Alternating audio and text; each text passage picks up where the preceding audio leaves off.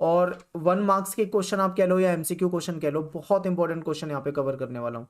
सबसे पहले देखिए, प्रथम सहस्त्राब्दी के मध्य तक भारतीय उपमहाद्वीप का परिवेश डैश से चिन्हित हो चुका था, यानी खालिस्तान है यहाँ पे और आपको इस खालिस्तान को भरना है। ऑप्शन देखिए आपके सामने, ये 4 ऑप्शन दे रखे हैं। ऑप्शन है स्तूप से, मंदिर से, विहार से और लास्ट है उपरोक्त सभी से। तो देखिए इसका आंसर हो जाएगा उपरोक्त सभी, कि जो प्रथम 6 शताब्दी का के मध्य तक भारतीय उपमहाद्वीप जो था वहां पे स्तूप भी हो चुके थे, मंदिर भी थे और विहार भी थे, यानी इन सभी चीजों से चिन्हित हो चुका तो था। यहाँ पे हमारा जो ऑप्शन डी है वो ठीक है।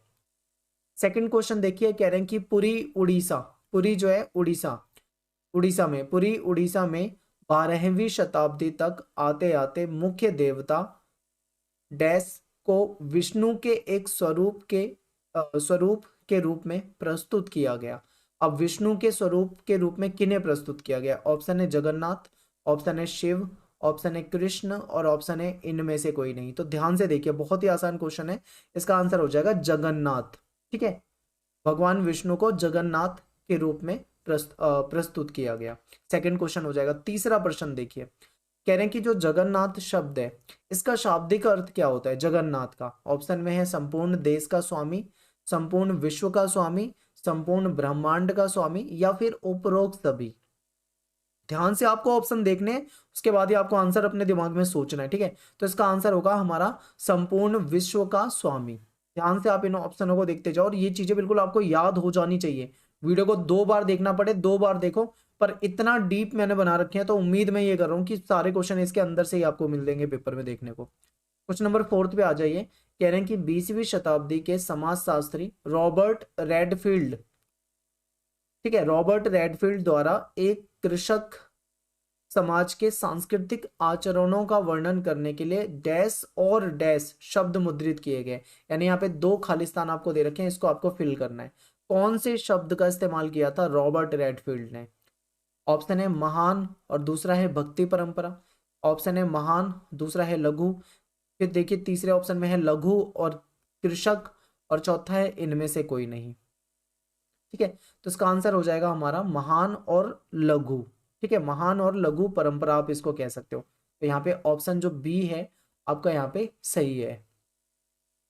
पांचवा प्रश्न देखिए, कह रहे हैं कि देवी की उपासना डैश से पोते गए पत्थर के रूप में की जाती थी। वो जो पत्थर होता था उसको किससे पोता जाता था? ऑप्शन है चंदन से, या फिर उस पर तिलक लगाया जाता था, या फिर उसको सिंदूर से पोता जाता था, या फिर उस पर कोई रंग कर दिया जाता था। तो यहाँ पे बहुत आसान आंसर है इसका, सिंदूर से पोता जाता था। ठीक है, वो पत्थर जो होता था उसको किससे पोता जाता था? सिंदूर से पोता जाता था। तो यहाँ पे ऑप्शन सी हमारा सही है। छठा प्रश्न देखिए, देवी की आराधना पद्धति को डैश के नाम से जाना जाता है? किसके नाम से जाना जाता है देवी की आराधना पद्धति को? ए ऑप्शन है देवी संप्रदाय और बी ऑप्शन है तांत्रिक, सी ऑप्शन है मूर्ति पूजन और डी ऑप्शन है इनमें से कोई नहीं। तो यहाँ पे हो जाएगा तांत्रिक। देखिए ये चैप्टर बहुत ज्यादा बड़ा है आपका, इसीलिए इसमें से 75 क्वेश्चन बन गए, वरना इससे पहले वाले चैप्टर से 50 क्वेश्चन भी बहुत मुश्किल से बन पा रहे थे। तो आपको बहुत ध्यान से देखना है, ये हार्ड चैप्टर पड़ेगा आपके लिए बाकी चैप्टरों के मुकाबले, तो इसको बहुत ध्यान से देखना है। सातवां प्रश्न है कि निम्नलिखित में से कौन से देवता वैदिक देवकुल से संबंधित है? निम्नलिखित में से कौन से देवता वैदिक देवकुल से संबंधित है? अग्नि, इंद्र, सोम, उपरोक्त सभी। देखिए ये सभी वैदिक से संबंधित है। ठीक है, तो 7th का आंसर हो जाएगा सभी। लेकिन देखिए ये क्या था, ये आप ऋग्वेद वगैरह जब आप देखोगे ऋग्वेद वगैरह में तो वहां पे अग्नि, इंद्र, सोम का जिक्र है। लेकिन बाद के समय में जो साहित्य था, जो लिटरेचर आया और जो मूर्ति कला थी, उसमें क्या हुआ, ये चीजें धीरे धीरे ये जो देव थे ये गौण होते गए, यानी फिर ये नहीं मिलते थे उसमें, और बाकी अन्य देव जो थे वो दिखने लगे थे। तो ये आपको यहाँ पे 7th क्वेश्चन बहुत ध्यान से समझना है। 8वां प्रश्न देखिए, वैदिक सत्य की अवहेलना कौन करते हैं? वैदिक सत्य की अवहेलना कौन करते हैं? ऑप्शन है यज्ञ ना करने वाले लोग, वेदों को ना मानने वाले लोग, तांत्रिक आराधना में लगे लोग या इनमें से कोई नहीं। Question number 8। ठीक है, और आज का आपका ये पहला प्रश्न है, फर्स्ट क्वेश्चन, जिसका आंसर आपको कमेंट में देना है। और सारा का सारा एनसीईआरटी से बनाया हुआ है क्वेश्चन, तो आप एनसीईआरटी में जब सर्च करोगे तो आपको मिल जाएगा। ठीक है, मैं आपको हिंट दे देता हूँ कि इसमें ए और डी आपका बिल्कुल भी नहीं होगा, ए और डी नहीं होगा, बी और सी में से एक होगा इसका आंसर। तो आप मुझे कमेंट में बताइए। क्वेश्चन नंबर 9 पे आ जाइए। भक्ति परंपराओं में देवताओं और भक्तजनों के बीच महत्वपूर्ण बिचौलिए कौन बने? भक्ति परंपराओं में देवताओं और भक्तजनों के बीच महत्वपूर्ण बिचौलिया कौन बने? ऑप्शन है संत, ऑप्शन है ब्राह्मण, देवता, या इनमें से कोई नहीं। देखिए आंसर हो जाएगा यहाँ पे ब्राह्मण। 10वां प्रश्न देखिए, धर्म के इतिहासकार भक्ति परंपरा को कितने मुख्य वर्गों में बांटते हैं? तो ये कितने वर्गों में बांटते हैं? 2 वर्गों में बांटते हैं। ठीक है, आपने पढ़ा होगा सगुण और निर्गुण के बारे में। तो कितने वर्ग हो जाते हैं? 2 वर्ग हो जाते हैं। 11वां प्रश्न देखिए कि सगुण भक्ति के अनुसार डैश की अवधारणा की जाती है, और सॉरी आराधना की जाती है, सॉरी सगुण भक्ति के अनुसार डैश की आराधना की जाती है। ऑप्शन ए है शिव, विष्णु तथा उनके अवतार की आराधना। अगला है देवियों की आराधना। इसके बाद है मूर्त रूप की आराधना, या है उपरोक्त सभी। तो क्वेश्चन को ध्यान से देखो, इसका आंसर हो जाएगा सभी। देखो सगुण में क्या होता था कि शिव, विष्णु, इनके अवतार और देवियों की आराधना की जाती थी, और यहाँ पे मूर्ति पूजा होती थी। ठीक है, मूर्त रूप से यानी मूर्त रूप की आराधना की जाती थी। तो ये तीनों ही ऑप्शन यहाँ पे आपके लिए सही है। प्रश्न 12 देखिए, निर्गुण भक्ति के अनुसार डैश की आराधना की जाती थी। ऑप्शन है निराकार ईश्वर की आराधना, बिल्कुल सही है। ठीक है, अगला है मूर्ति पूजा, और अगला है अमूर्त रूप में आराधना। ध्यान से समझो, ये भी आपका सही है, लेकिन यहाँ पे मूर्ति पूजा वाला तो आपका सही नहीं होगा, क्योंकि देखो निर्गुण में मूर्ति पूजा वाली बात नहीं है। तो आप ये वाला ऑप्शन तो बिल्कुल कट कर दो। आपके ऊपर के 2 सही है, ए भी सही है और सी भी सही है। तो आपका आंसर यहाँ पे क्या हो जाएगा? डी, यानी कि ए और सी दोनों ही सही है। 13वां प्रश्न देखिए, प्रारंभिक भक्ति आंदोलन लगभग डैश में शुरू हुआ। कौन सी मतलब शताब्दी की बात चल रही है यहाँ पे? 5वीं शताब्दी में शुरू हुआ, 6ठी शताब्दी में शुरू हुआ, 7वीं शताब्दी में शुरू हुआ, या 8वीं शताब्दी में शुरू हुआ? तो देखिए इसका आंसर हो जाएगा आपका 6ठी शताब्दी में। और आपको पता है कि अलवार और जो नैनार संत थे, ठीक है, इनके नेतृत्व में हुआ है। तो ये यहाँ पे 6ठी शताब्दी जो है आपका सही आंसर हो जाएगा। प्रश्न नंबर 14 देखिए, कह रहे कि निम्नलिखित में से कौन विष्णु भक्त थे, यानी भगवान विष्णु के भक्त थे? ऑप्शन में है अलवार, ऑप्शन में है वीरशैव, ऑप्शन में है नैनार, ऑप्शन में है उपरोक्त सभी। तो देखिए आप जानते हैं कि जो अलवार होते थे वो विष्णु भक्त होते थे। ठीक है, अलवार जो थे वो क्या होते थे? विष्णु भक्त होते थे। ठीक है, तो यहाँ पे हमारा आंसर क्या हो जाएगा आपको पता लग गया। प्रश्न नंबर 15 पे चलते हैं। 15वां क्वेश्चन है कि निम्नलिखित में से कौन शिव भक्त होते हैं? तो ये भी आप अच्छे से जानते हैं कि जो नैनार होते थे वो भगवान शिव के भक्त होते थे, यानी शिव भक्त जो होते थे वो कौन होते थे? नैनार होते थे। प्रश्न नंबर 16 देखिए, अलवार और नैनार संतों की रचनाओं को डैश जितना महत्वपूर्ण बताकर इस परंपरा को सम्मानित किया गया था। किसके जितना महत्वपूर्ण बताया था? पुराणों जितना महत्वपूर्ण, वेदों जितना महत्वपूर्ण, गीता जितना महत्वपूर्ण, या भक्ति साहित्य? ऑप्शन आपके सामने सारे हैं, ध्यान से देखिए।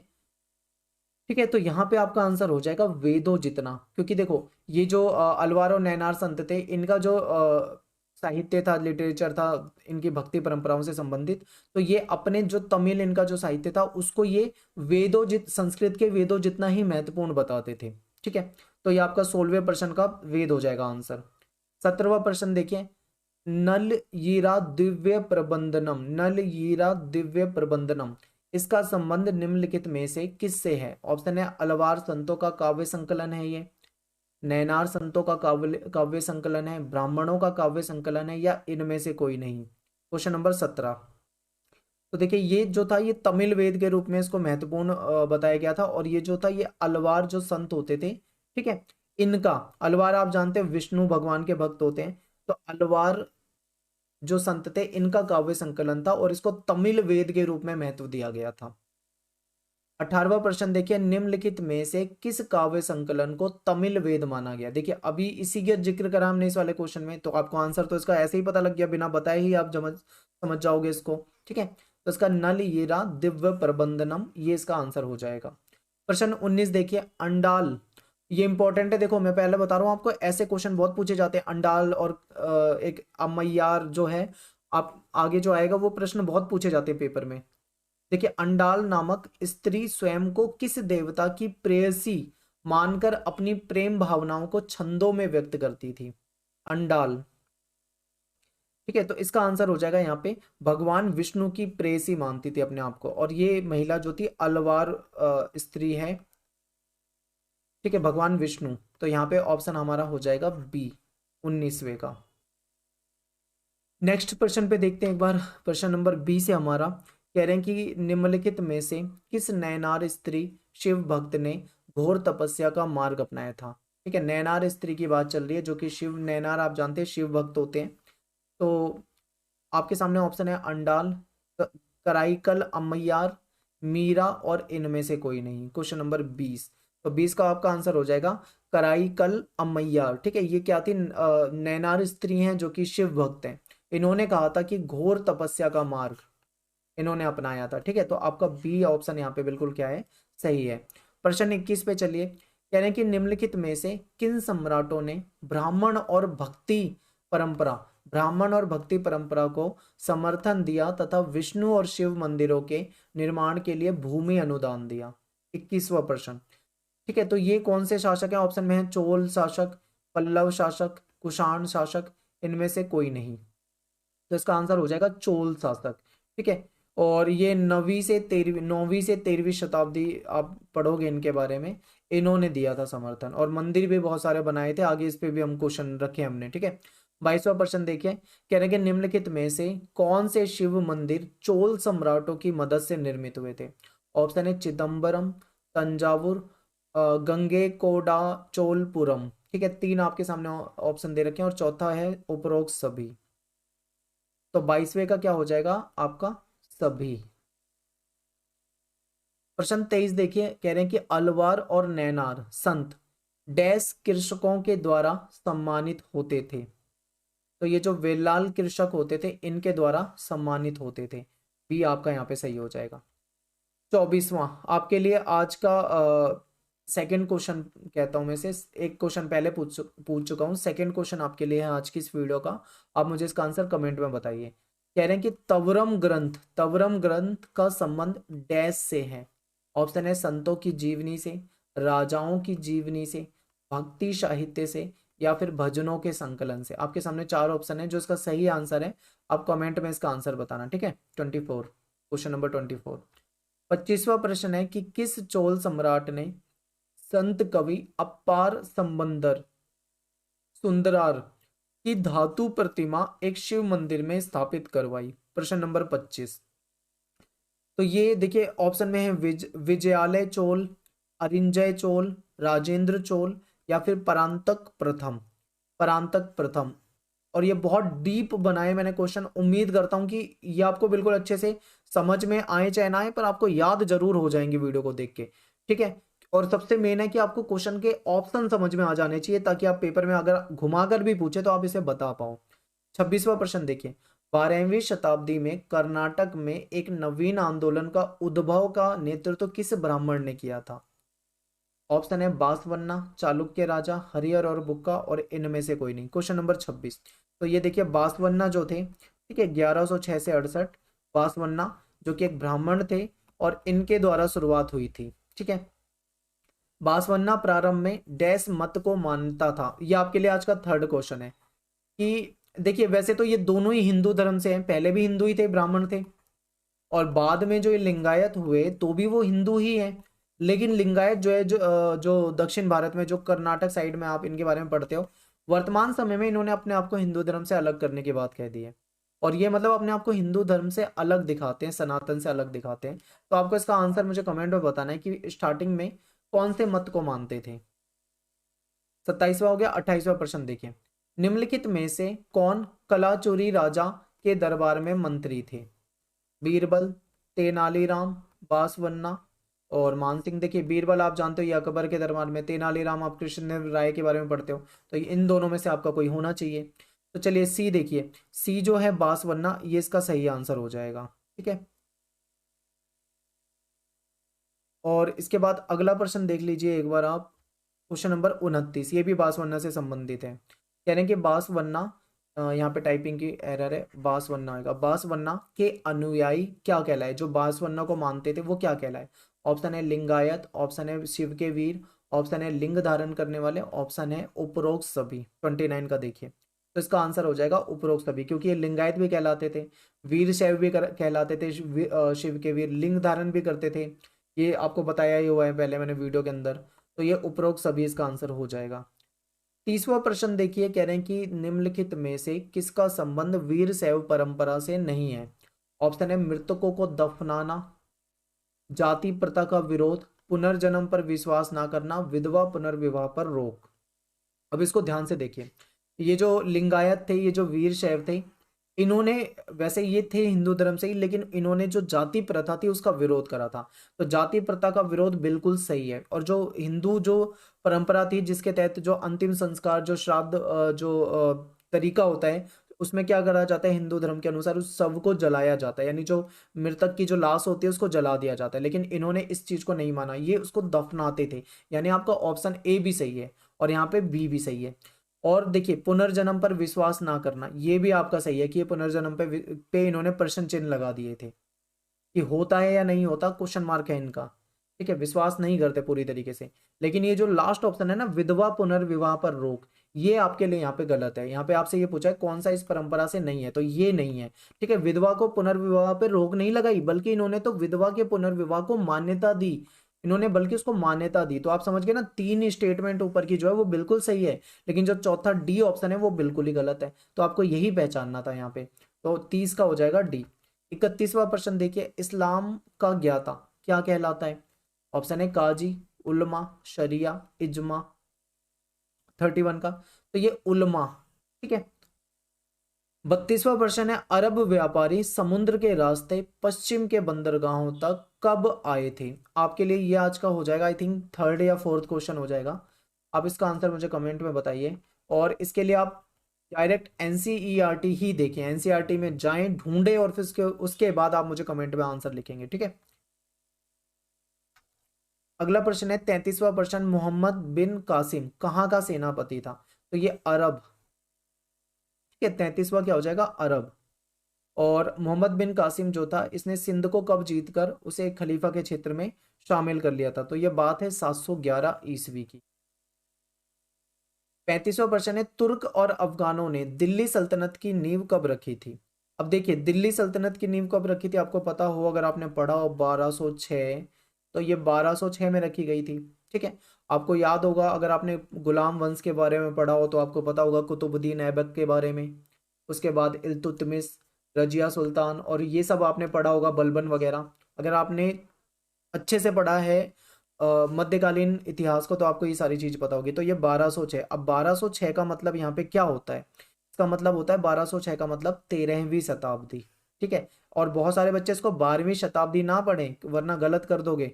तो 13वीं शताब्दी बोला जाता है। जब 1200 कंप्लीट हो गया, उसमें चाहे +1 भी हो जाए, 1201 भी हो जाए, तो वो भी 13वीं शताब्दी में ही माना जाएगा। ठीक है। तो यहाँ पे आपका आंसर क्या हो जाएगा, 13वीं शताब्दी।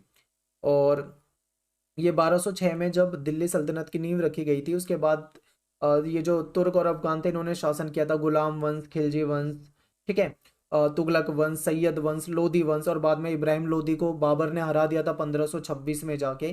तो वहां से दिल्ली सल्तनत का ये जो शासन था ये खत्म हो गया था, और फिर मुगल सल्तनत चालू हो गया था। ठीक है। तो ये पॉइंट आपको सारे याद रखने हैं। 35वां प्रश्न हो गया। 36वें प्रश्न पे आ जाओ। कहने की मुगल सल्तनत की स्थापना कब हुई। अभी मैंने आपको बताया 1526, लास्ट स्लाइड में ही बताया। तो 1526, 1526 का मतलब यहाँ पे क्या होता है। ठीक है, इसका मतलब होता है 16वीं शताब्दी। बहुत सारे बच्चे हो सकता है इसको 15वीं बोले, पर आप इस चीज को ध्यान रखना, ऐसे भी आपको पेपर में कंफ्यूज किया जा सकता है। 36 हो गया। इसके बाद 37वां प्रश्न देखिए, कह रहे हैं कि इस्लामी शासकों के क्षेत्र में रहने वाले यहूदी और ईसाई, जो इस्लामी शासक थे, इनके क्षेत्र में रहने वाले जो अन्य धर्म के लोग थे, यहूदी, ईसाई, ये कहलाते थे। तो यहाँ पे आपके सामने ऑप्शन है, देखो, शरिया नहीं होगा, उल्मा नहीं होगा, जीमा नहीं होगा, जिम्मी ही होना चाहिए इसका आंसर। ठीक है। और ये एक प्रकार से कर व्यवस्था की तरफ इशारा करता है, जो कि जो नॉन जो मुस्लिम होते थे, गैर इस्लामिक होते थे, उनसे लिया जाता था। बाद में आपने जजिया कर के बारे में भी पढ़ा होगा। ठीक है। तो देखिए, अगला क्वेश्चन जजिया कर पे ही है। जजिया कर क्या था।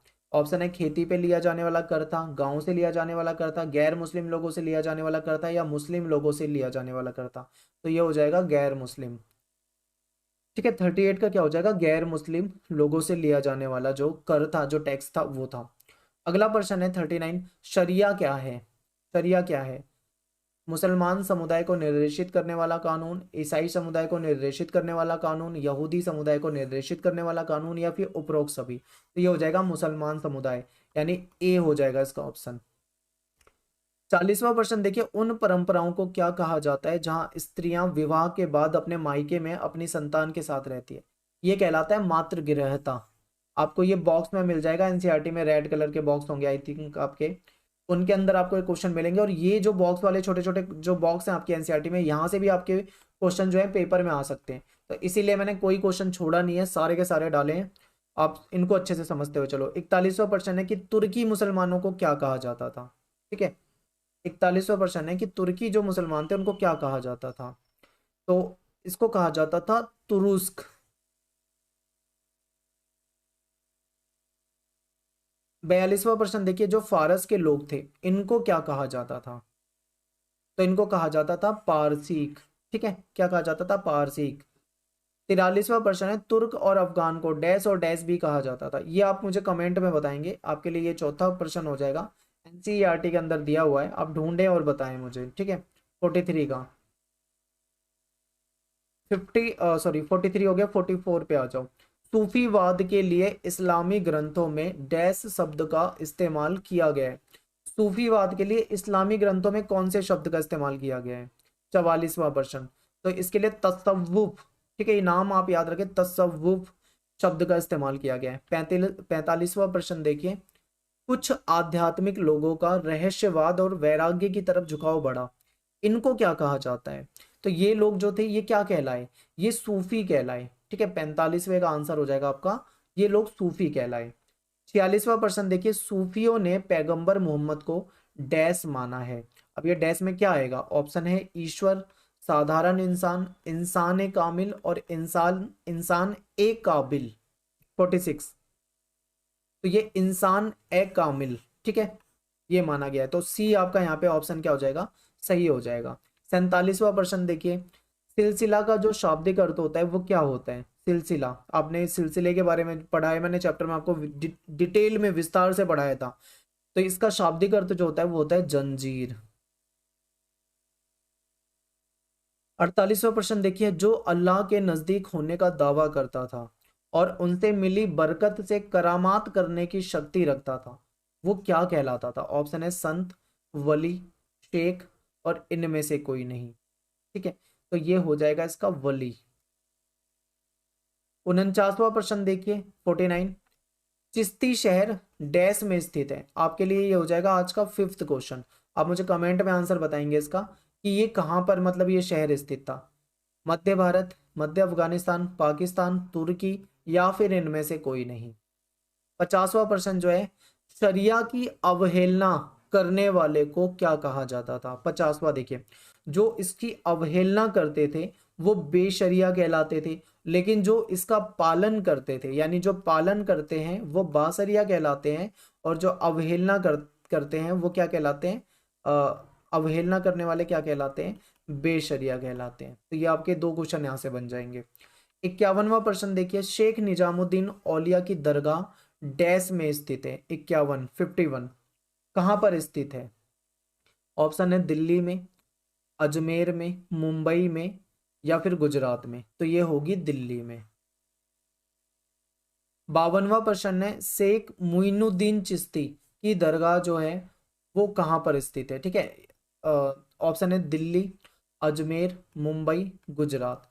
ये आपके लिए हो जाएगा आज का छठा क्वेश्चन। अब इसका आंसर कमेंट में बताइए, और ये बहुत ही फेमस जगह रही है 52 का जो आंसर है। 53 देखिए, निम्नलिखित में से किनको गरीब नवाज कहा जाता था।